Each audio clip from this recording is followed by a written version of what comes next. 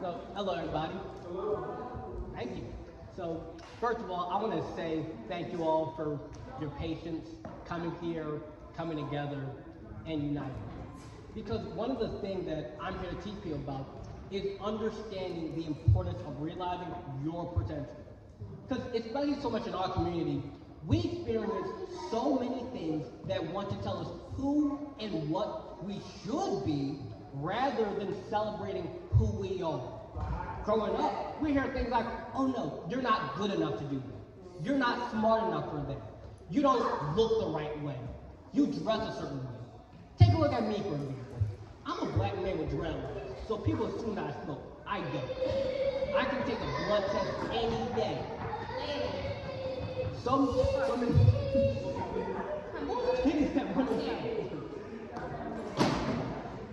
Yeah, I just got, my train of thought just got derailed by the kid running back and forth. Remind me a lot of my little sister. But, back to the point. So what I'm here to talk to you guys about is understanding those limiting beliefs and breaking them. Because everything that we want, everything that is our dream life, is behind this little thin wall. That little thin wall is your own thoughts. For example, if you wanted to go to the NBA, if you wanted to write a book, which I'm going to get into that later, trust me. If you wanted to become a public speaker, if you wanted to be, what's some career that you guys want to have? What you want to be when you get older? Yeah. You said work for yourself? Yeah, so entrepreneur. Dancer. How about you? What do you want to be?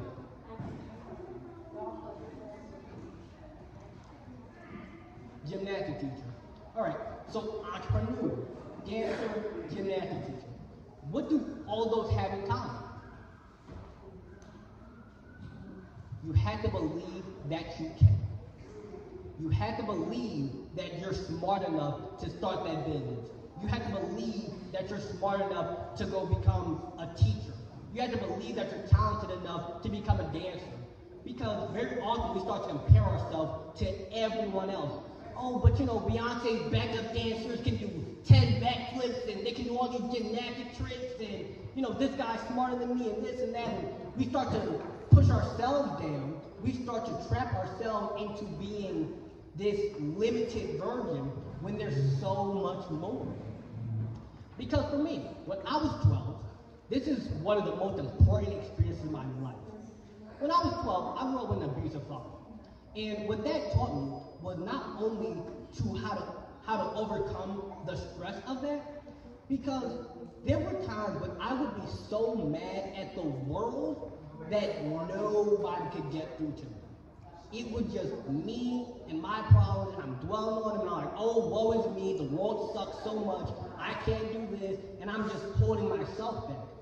And then one day, I just got sick and tired of feeling sick and tired, and I realized, okay, it's my life, I know what I'm capable of, let me go out there and give that to the world. Because somebody needs what you have to offer. Somebody needs your business idea. Somebody needs a doctor. If every doctor in the world didn't believe in himself, what would you do when you got sick? You got no one to help you. So for me, I realized that my ability to speak to people, my ability to tell my story, connect to someone, and help them to realize their potential is what someone needs. Because I don't do these speeches for me. Yeah, I enjoy getting up here and talking to people. But my goal is to help you to realize what you're good at. Help you to realize your potential and realize that you were put in this world for a reason. That you matter. That you are somebody. That you're loved. Because how many times have you heard somebody say, I'll be happy when? How many times have you heard that? I'll be happy when I get $1 million. I'll be happy when I have this man or woman in my life. I'll be happy when I get promoted. I'll be happy when. Happiness is a choice. And the limit that we place on ourselves are also a choice.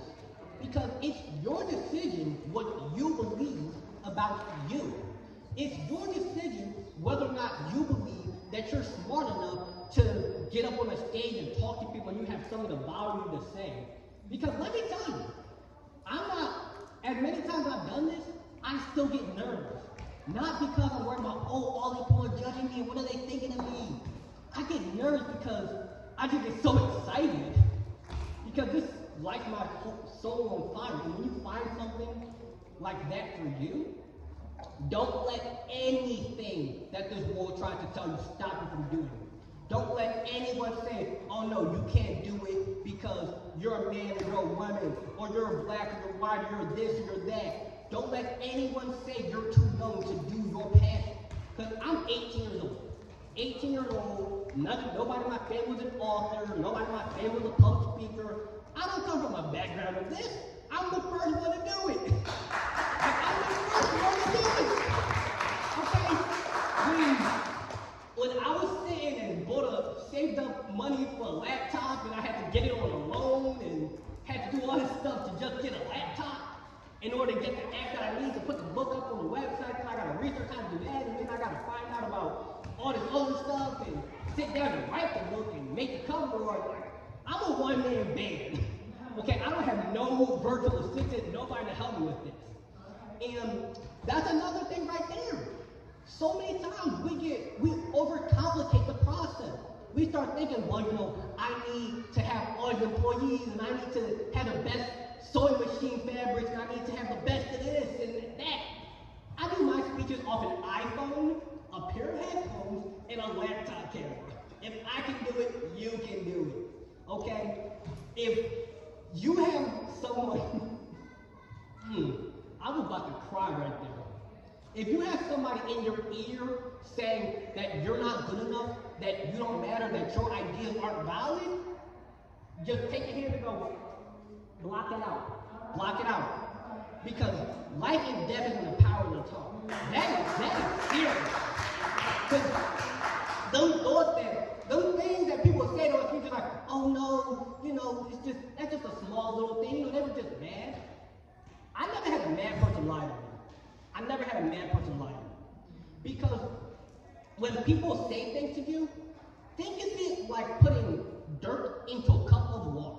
You have this clean cup of water, it's so perfect, it's just pure.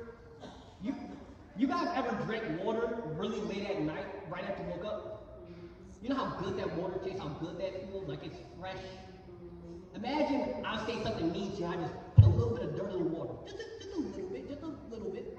You don't even notice. I put a little bit more, and a little bit more, and a little bit more, and more, and boom, there you got mud. That's what happens when people put these limiting ideas in our heads. Things like, you're not smart enough to go to college. Oops. Yeah, sorry about that.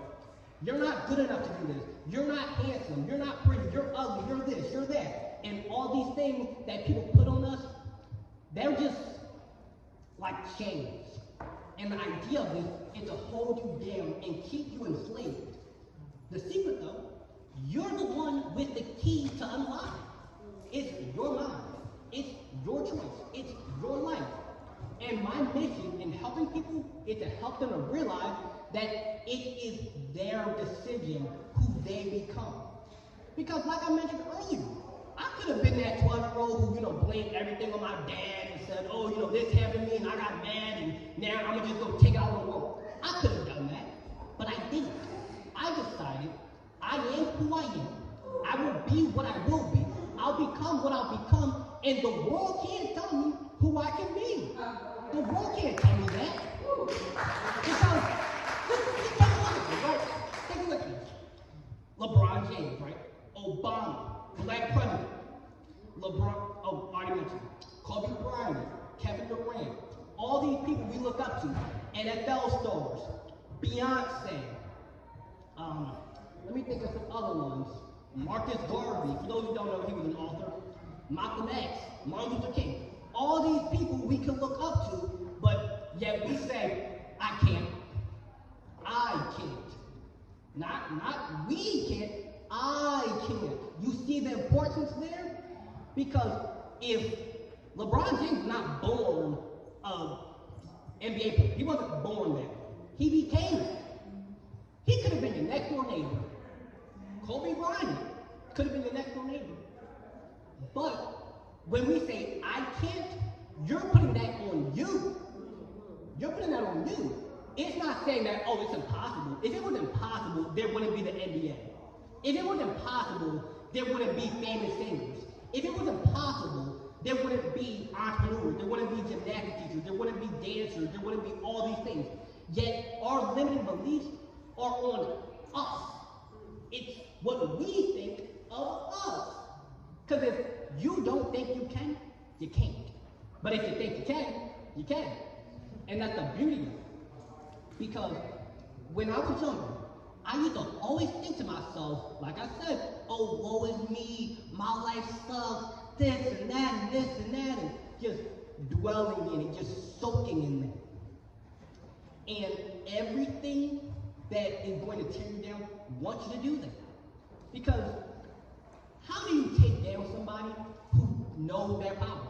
Like if you, oh, I said that backwards. It's that the easiest way to make somebody be what you want them to be is to make them forget their power. Because think of it like this. You know, we all heard it time and time and time and time again that you are the child of God, that you are made in the image, that you are a divine creation. If you are made in the image of an infinite, all-powerful source, how is there anything that you can't do? Like, how is that possible? Like, let's just look at this, even from a simple biological level. You got an egg cell and a sperm cell combined together, you got a whole new life right there. These two little itty bitty things you can't even see just create a human, just create a life. If that is possible, there is no way that anyone in this world should be able to tell you who you can and who you cannot be. You know how many times I heard people tell me that my ideas were silly, that, oh Lord, why you always sitting on that laptop writing a book? Oh this, oh that. All these people back when I was in high school used to say that to me. You wanna know what I'm doing now? You're making money. Yes, I get paid to do this. How do I do that? By thinking I can. How do I become an author? By thinking I can. How do I become an artist? Thinking I can. How do I do all these things? Thinking I can. And if you think you can, you're going to take the action that's going to lead to you being able to do it. Before LeBron James became LeBron James, he thought, I could become the best basketball player. Before Kevin Durant became Kevin Durant, he thought I could do it. Before Beyonce became Beyonce, she thought I could do it. And when you say I can, you can. When you say I can't, you can't. And when you say I am, that's walk. Walk in that, realize your power, and I would go. All right, perfect. Yeah. Thank you for that time. Because, yeah, I could go on and on about this stuff for hours. Like, trust me, I could. Yeah, like, because I get so fired up on it, not for the reasons of just getting myself out there, but realizing that there's so many people in this world who were like me when I was younger, who felt alone, who felt like nobody, who felt like I just want to be someone. Like, I just want to matter. But the thing is, you always did matter. You always were loved. Just all these limiting thoughts and beliefs that this world puts on us to drag us down, to make us forget who we are, to make us lose touch of the fact that you are a divine creation made in the image of an all-powerful source. So how in the world can you not do it? And it starts by identifying, firstly, what is the thought? Like, oh, I don't think I'm good enough to do this. Why? Probably because it was something that somebody said to me when you were a kid. Okay, we gotta take that stuff back. The little stuff that we say to kids can stay with them for years and years and years and generations, and it just gets passed down. Like you mentioned earlier with trauma. It goes for 7 generations. Something you might have said to a 5-year-old, that's gonna be around for the next 200 years. And then they gonna say that to their kids, and it just keeps going on and on and on. And when you identify, firstly, what is the thought you're having? Why are you having it? You can get to the root of, I don't think I'm good enough of a writer to become an author. So let me go put a book out there and prove myself wrong. Let me prove the thought of I'm not good enough wrong and prove I can write. I am smart enough. I am good enough. I am who I am. I am what I am. I will be what I want to be. And nobody and nothing can tell me otherwise. And on that note, I hope you all have a blessed day.